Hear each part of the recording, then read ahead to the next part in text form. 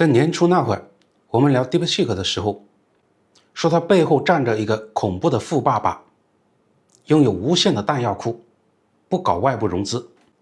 今天这句话要改一改了。6月16号，多家权威媒体报道 ，DeepSeek 完成了成立以来第一轮外部融资，74亿美元，折合500亿人民币，投后估值突破500亿美元，合约3300亿人民币，是中国 AI 行业到今天为止最大的一笔单轮融资。但朋友们，我把这轮融资的条款和他去年那份不融资的声明摆在一起，对着读了好几遍。我先把话放在最前面，如果你手里有英伟达，有任何一只沾 AI 的股票，哪怕你只是想搞懂这轮 AI 到底谁说了算，这件事都跟你有直接关系，因为它压根不是一次低头的融资，这是梁文峰给整个资本市场上的一堂关于控制权的课。所以今天我不想跟你聊那些满天飞的融资额、估值，我想带你看的是这500亿到底是怎么进门的。你看懂了钱进门的方式，就会发现一件事，这笔钱里藏着一道密不透风的机关，还留着一个唯一的例外。这两东西才是这盘棋的真正起眼。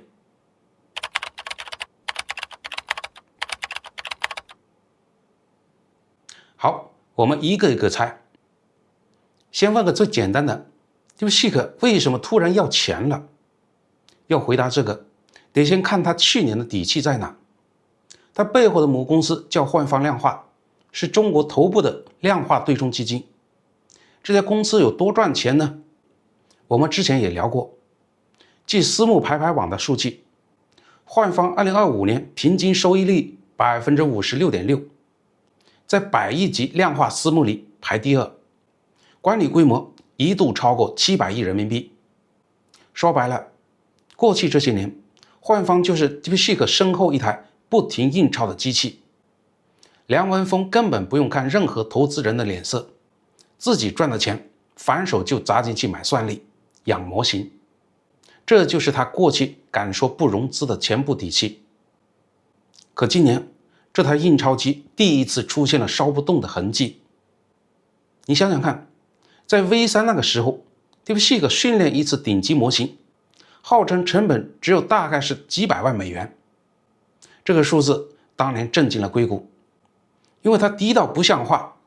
但到了 V4， 故事彻底变了，模型参数冲到了 1.6 万亿的这个量级，再加上美国把高端芯片卡得死死的， DeepSeek 被迫把底层从英伟达整个迁到华为升腾，这一迁工程成本直接起飞。据半导体研究机构 SemiAnalysis 估算，光是支撑 V4 这一代的服务器开支就已经飙到了接近16亿美元，单次训练的成本从几千万美元一路奔向上亿美元。16亿美元是什么概念呢？我给你换个参照物，幻方一年再难赚，按行业里管理费加业绩提成那套算法去估，2025年给他带来的收入大概也就7亿美元出头。一边一年赚7亿，一边光服务器就要烧16亿，这账怎么算都不够看了。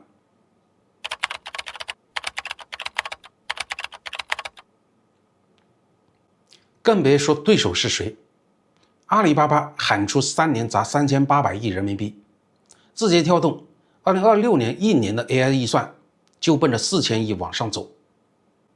在这种量级的牌桌上，幻方一家私募的利润池从物理上就已经拖不住 DeepSeek 继续打下去了。但朋友们，钱不够还不是最要命的，最要命的是人。我去年那期讲幻方的视频里留过一个问题，我说这台印钞机的弹药到底还够 DeepSeek 烧多久？今天 DeepSeek 自己给了答案，不够了。而且不光钱不够，因为长期不融资，公司内部员工手里的期权一直没有一个公开市场的估值锚点。业内有个挺扎心的说法，叫无法兑现的未上市彩票。结果就是核心骨干被挖得七零八落。这就逼出了梁文峰必须解决的事，他得给公司一个真实的估值，让那张彩票变成能算得清的钱。融资到这一步已经不是想不想，是不得不。那他要不要为这笔钱付出代价呢？这才是今天最值得说的地方。一般公司融资，投资人拿钱换什么？换股份，换董事会的位置，换在重大决策上的投票权，甚至一票否决权。这是天经地义的规矩，你出钱，你就有资格在桌上说话。可DeepSeek这一轮把这条规矩整个宣了。我先把今天最核心的一句话给你，你哪怕现在走，这句也够本了。这根本不是一次拿股权换钱的融资，这是梁文峰用一套精密的合伙结构，花钱给自己买了一张特权门票，门票上就5个字：要钱不要权。怎么做到的呢？3道锁。第一道锁，所有参与这轮的外部商业投资人，腾讯也好，宁德时代也好，全部没有投票权，也拿不到董事会席位。第二道锁，这笔钱锁定5年，5年之内不许转让，不许套现。第3道锁也最精妙，这些钱不直接打进 DeepSeek 公司本身，而是先汇进一个由梁文峰本人当普通合伙人的有限合伙企业，再由这个企业统一去给 DeepSeek 增资。这一步靠的是中国合伙企业法一个底层规则，有限合伙的经营权专属于普通合伙人，也就是 GP， 而出钱的有限合伙人，也就是 LP， 在法律上根本无权插手具体的经营。这套结构听着有点绕，我打个比方，你立刻就懂。这就好比一群人凑钱让你开一个几百上千家门店的国际连锁餐厅，钱你照单全收，几百亿都收下，但这家店的菜单怎么定，火候怎么调，几点打烊，钱是你一个人说了算。出钱的这些人不光不能进后厨指手画脚，连后厨的门都摸不到。更狠的是，这笔钱还得在你这儿压满5年才能动。你说这是投资人，还是更像一群把钱借给你，却连借条上的字都改不了的人呢？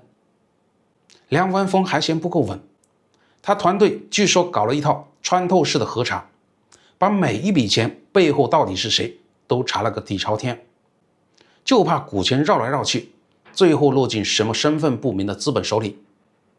你可能会说，创始人想保住控制权，这不新鲜呢？没错，不新鲜。但你得看清楚，以前的玩法和这次完全不是一个量级。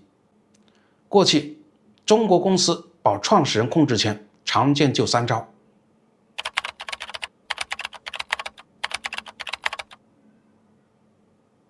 第一招叫双层股权，像阿里、京东那样去海外上市，创始人手里的股1股顶10票。第二招叫表决权委托，早期京东用过，让小投资人签个协议，把投票权委托给创始人。第3招就是用有限合伙搭个员工持股平台，创始人当 GP， 员工当 LP。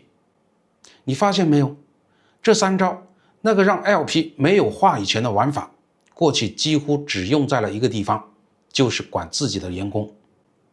可这一次梁文峰把它用在了谁身上呢？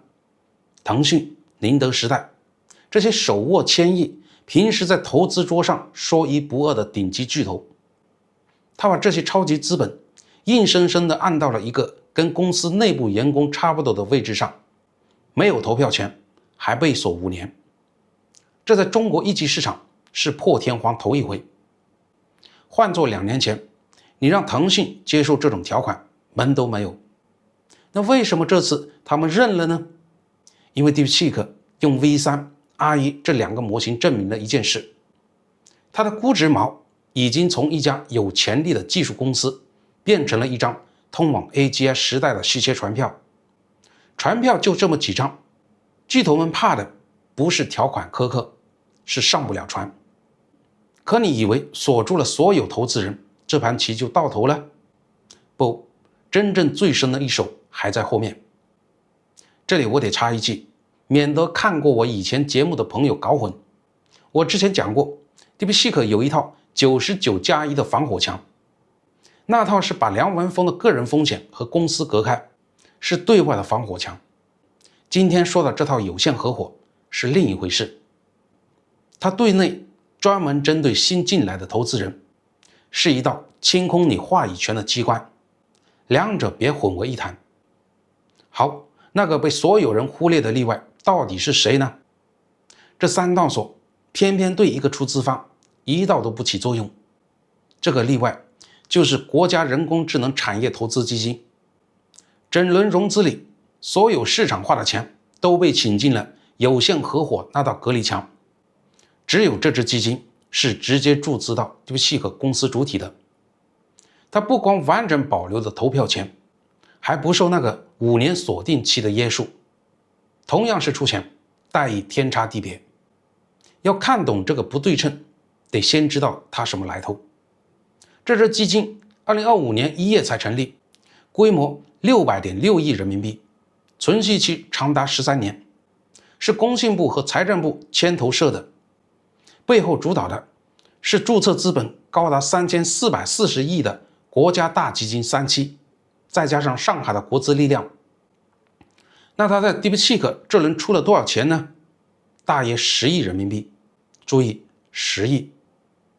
在这轮500亿里，其实是个小数目，可他偏偏是唯一一个拿到投票权的，钱最少，权最大，这个反差本身就说明问题。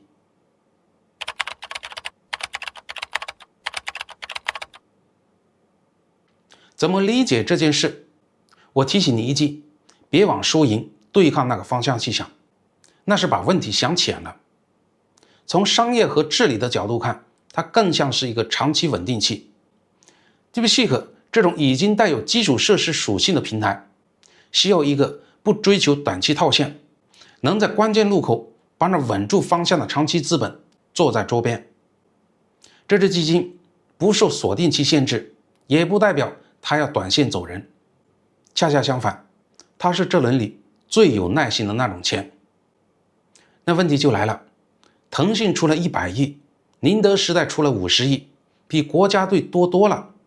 为什么他们甘愿待在没有投票权的隔离墙里呢？因为他们要的根本不是话语权，是绑定。腾讯图的是把 DeepSeek 最好的模型优先接近微信，接近腾讯云那套对外卖算力的生意。微信早就灰度接入过 DeepSeek 的模型，这笔钱是把这种深度协同锁死。宁德时代就更有意思了，一家做电池的跨界去投一家做大模型的，图什么呢？图的是算力的尽头是电力。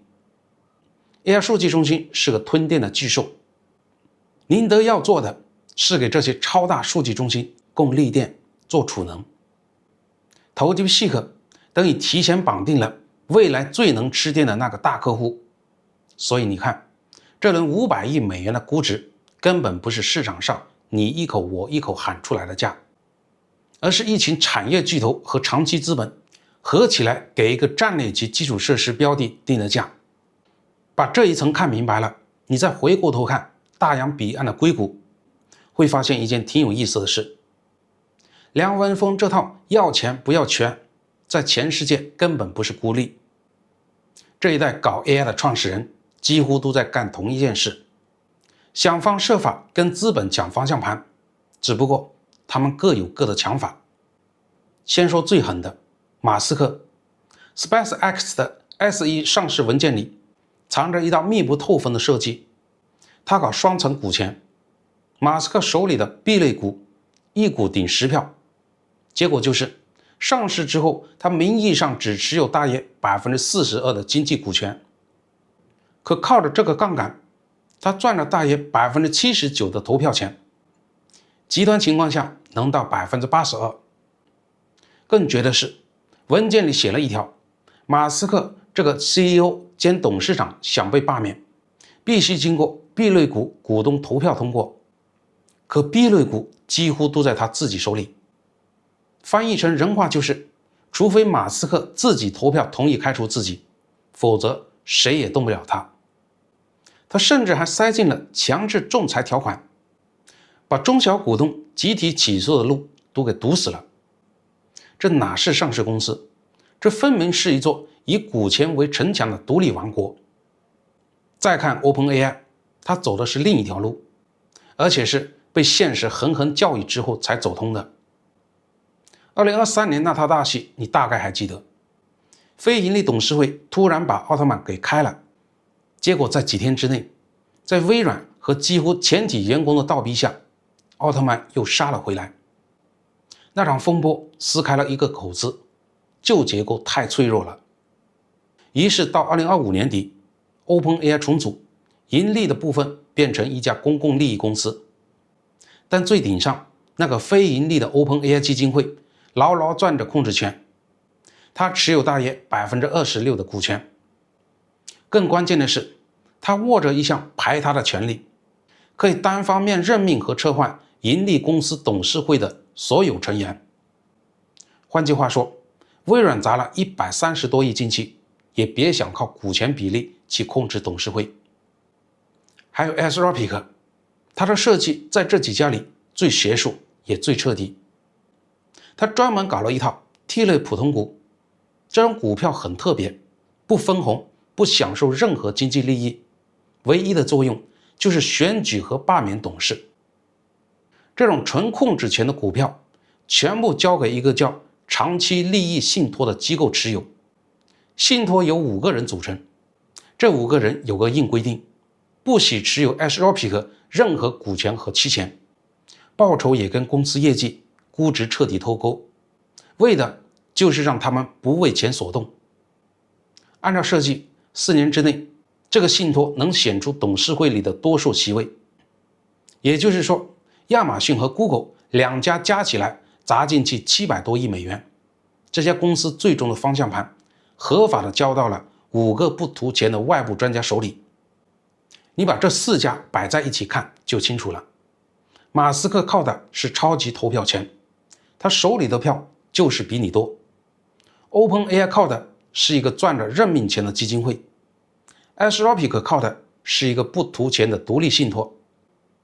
而梁文峰呢，他最简单粗暴也最干净，既不跟你玩几股顶几股的票，也不打什么信托，他直接让你连董事会的门都进不来。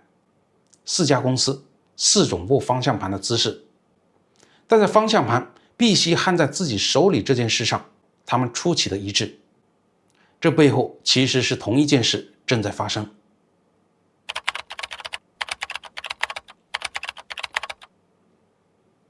在 AI 这条烧钱烧到天上去的赛道上，资本正在从那个高高在上决定公司命运的董事会统治者，集体降级成了一个只能出钱却说不上话的高级乘客。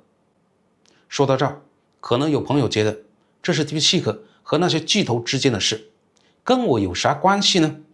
关系大了。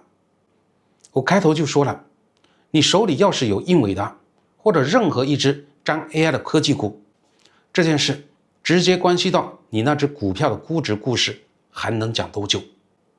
你想 DeepSeek 用要钱不要权的这套结构，图的就是能不计代价的长期烧钱，死磕成本，把模型的价格往地板上摁。它的 V4 已经把调用价格压到了对手的几十分之一。这意味着什么呢？这意味着整个 AI 行业靠高价、靠稀缺撑起来的那套估值逻辑会被持续的往下压。谁在握方向盘，谁能扛着亏损一直打下去，直接决定了这条赛道未来的定价权。这就是为什么 DeepSeek 怎么拿钱值得你这个拿着科技股的人认真看一眼。那梁文峰把方向盘焊死在自己手里，就一定是好事吗？这才是这件事最值得多想一层的地方。好的一面很明显，控制权高度集中，公司就不会被资本逼着发半成品冲业绩，可以咬着牙长期压住开源和 AGI 这种看不到头的目标。但同一把锁反过来也意味着，万一梁文峰判断错了，公司里没有任何一股外部力量能把他拉回来纠偏，所有的宝都压在他一个人身上。而且别忘了，人才已经在流血。过去这一年 DeepSeek 的核心骨干被挖走了一批，有些小米的，比较有名的就是罗弗利，传闻年薪上千万，有被腾讯挖走的，也有去字节的。字节那个传近1亿年薪的事，后来被官方否认了。但就算打个对折，大厂用能兑现的高价期权来挖人，这件事本身正好戳中了只能靠自有资金迟迟不给期权定价的 DeepSeek 最大的软肋。说白了，这轮融资要解决的不只是算里的钱，更是这张留人的牌。我们把视角再拉高一点，今年美国那几家云计算巨头，光是 AI 这块的资本开支，9家加起来奔着8300亿美元去了，同比涨了将近 80%。光北美前5家就占了6、7千亿。连高盛都开始警告，这么烧下去，这些公司的净资产回报率可能要往下掉好几个百分点。你把这些放在一起看就明白了， AI 这场仗已经贵到只有最顶级的巨头和国家级的资本才玩得起。在这种局面下，一家公司能不能活到最后，比的早就不只是谁的模型更聪明，而是谁能源源不断的搞到弹药，又不被这些弹药的主人反过来牵着鼻子走。融资结构正在变成 AI 公司除了技术之外的第2条护城河。账上有多少钱固然重要，但方向盘焊在谁手里可能更重要。梁文峰这一手确实把方向盘焊死了，但有个问题他迟早要面对，5年锁定期总有到期的那天，这些一票都投不了，又被锁了整整5年的钱，到时候会用什么方式连本带利的讨回来，这才是这盘棋真正还没揭晓的悬念。